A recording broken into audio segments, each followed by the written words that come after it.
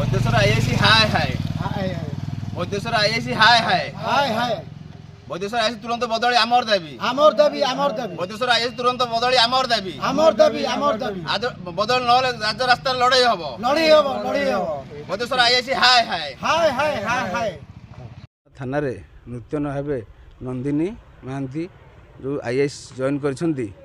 IIC ଆମେ ଭାବିଲୁ ଏ IIC ଆସିଲେ ଏ ଏରିଆର ଯେତେ ଆଇନ ଅଶୃଙ୍ଖଳା ଓ ବିଶୃଙ୍ଖଳା ଏବଂ ଦୁର୍ନୀତି ଭ୍ରଷ୍ଟାଚାର ହଟିବ ବୋଲି ଆମେ ଦେଖିଲୁ ଏ ଦିନକୁ ଦିନ ତୀବ୍ର ହେବାରେ ଲାଗିଲା ଏବଂ କୌଣସି ବଜାରକୁ ଗଲେ ପନିପରିବାଟେ ସାଧାରଣ ଲୋକଟେ ବା ଚାଷୀଟେ ତା ଗାଡ଼ିକି ଫାଇନ୍ କଟାଗଲା କିନ୍ତୁ ଲକ୍ଷ ଲକ୍ଷ ଟଙ୍କାର ଏଠି ପଥର ଗାଡ଼ି ବାଲି ମାଫିଆ ସହସ୍ର ଭାବରେ ବେପାର କରୁଛନ୍ତି ତା ଉପରେ କିଛି ପଦକ୍ଷେପ ନାହିଁ ଲକ୍ଷ ଲକ୍ଷ ଟଙ୍କା ତାଙ୍କୁ ଡିଲିଂ କରି ଆଇଆଇସି ମ୍ୟାଡ଼ାମ୍ ନେଉଛନ୍ତି ଆଉ ସାଧାରଣ ଲୋକ ଗଲେ ଥାନାକୁ ଥାନା ସରକାର କରିଛନ୍ତି ଜନସାଧାରଣଙ୍କ ପାଇଁ ଯେତେଟି ଚେୟାର ଟେବୁଲ ମ୍ୟାଡ଼ାମ୍ ଆଣି ଥାନା ବାହାରେ ଥୋଇଛନ୍ତି ଅଭିଯୋଗ କଲେ ଏଇଠି କଥା ହେବୁ ଏଇଠି ଯିବୁ ଏଇଠି ବସ ଥାନା ଭିତରୁ ପଶିପାରିବ ନାହିଁ ଆମର ପଚାର କାରଣ ହେଲା ଏ ଥାନାଟି ତାଙ୍କ ପୈତୃକ ସମ୍ପତ୍ତି କି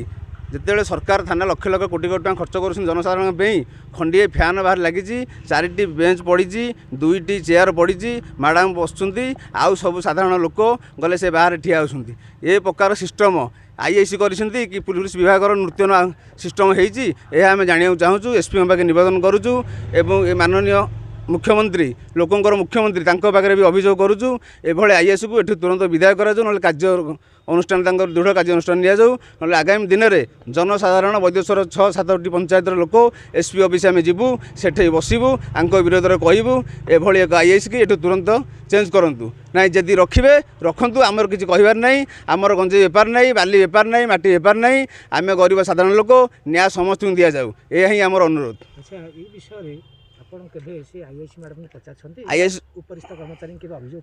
ଆମେ ଆଇଆଇସିଙ୍କୁ ବାର କହିଛୁ ସେ ଆଇଆଇସିଙ୍କର ଅଭିଯାନ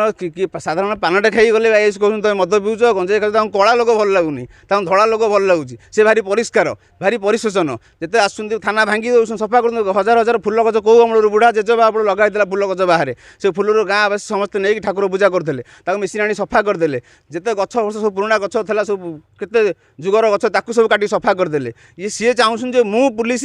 ଆଇଆଇସି ନା ଡିଜି ନା ଆଇଜି ନା ମୁଖ୍ୟମନ୍ତ୍ରୀ ଆମେ ଜାଣିପାରୁନାହୁଁ ଜନସାଧାରଣ ଭାରି ମନ ଦୁଃଖରେ ଅଛନ୍ତି ଭାରି ଭୋଗ ଭାବୁଛନ୍ତି ଏଭଳି ଆଇଆଇସି କେବେ ଦୁର୍ଭାଗ୍ୟଜନକ। ପ୍ରଫୁଲ୍ଲ କୁମାର ସାହୁ ଏକ୍ସ ସରପଞ୍ଚ ବୈଦ୍ୟେଶ୍ୱର ଗ୍ରାମ ପଞ୍ଚାୟତ। ବୈଦ୍ୟେଶ୍ୱର ଥାନାରେ ଯେ ନୂତନ ଆଇଆଇସି ଯୋଗଦାନ କରିଛନ୍ତି ତାଙ୍କ ପ୍ରଶାସନିକ କାର୍ଯ୍ୟକ୍ରମକୁ ନେଇ କେତେ ଆପଣ ଖୁସି?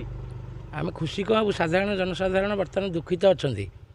ଏ ଆଇଆଇସିଙ୍କର ଯେଉଁ ଦୌରାତ୍ମ ବାଟରେ ଯାଉଥିବା ଲୋକର ଗାଡ଼ିରୁ ଫାଇନ୍ କାଟିବା ମନ ଇଚ୍ଛା ଶାସନ କରିବା ମନ ଇଚ୍ଛା ଲୋକଙ୍କୁ ଧମକେଇବା ଏବଂ ବାହାରେ ଆଣିକି ଚେୟାର ପକାଇକି ବାହାରେ ବସେଇଛନ୍ତି ଲୋକଙ୍କୁ ନିଜେ ଆସିକି ବାହାରେ ବସୁଛନ୍ତି ଭିତରକୁ କାହାକୁ ଆଲାଉ କରୁନାହାନ୍ତି ଏବଂ ଭିତରେ କ'ଣ କାମ ତୁମେ ବାହାରେ ଆସିବ ବାହାରେ କଥା ହେଇକି ଚାଲିବ ପୁଲିସ ପକ୍ଷରୁ ତ ଜନସମ୍ପର୍କ ସଭା କରୁଛନ୍ତି ସେ ସଭାରେ କିଛି ମୂଲ୍ୟ ନାହିଁ ଏଇଟା ଗୋଟେ ଫାର୍ସ ଏଇଟା ଗୋଟେ ଜନସଚେତନତା କାର୍ଯ୍ୟକ୍ରମ ଯେଉଁ କରୁଛନ୍ତି ଏଇଟା ଗୋଟେ ଫାର୍ସ ଏରିଆରେ ପ୍ରବଳ ମାତ୍ରାରେ ଚୋରି ହେଉଛି ସେ ଚୋର ଧରା ହେଉନାହିଁ ଏବଂ ଆଇଆଇସି ପୁରା ନାଲିବତୀ ଗାଡ଼ି ଲଗେଇ ସାଇରନ୍ ଦେଇକି ଯିବା ଆସିବା କରୁଛନ୍ତି।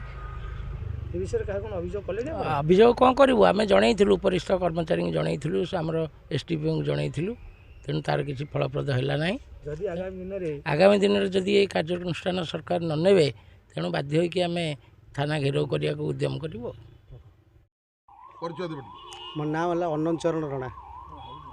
ବୈଦ୍ୟେଶ୍ୱର ଗ୍ରାମ ପଞ୍ଚାୟତ ଗ୍ରାମବାସୀ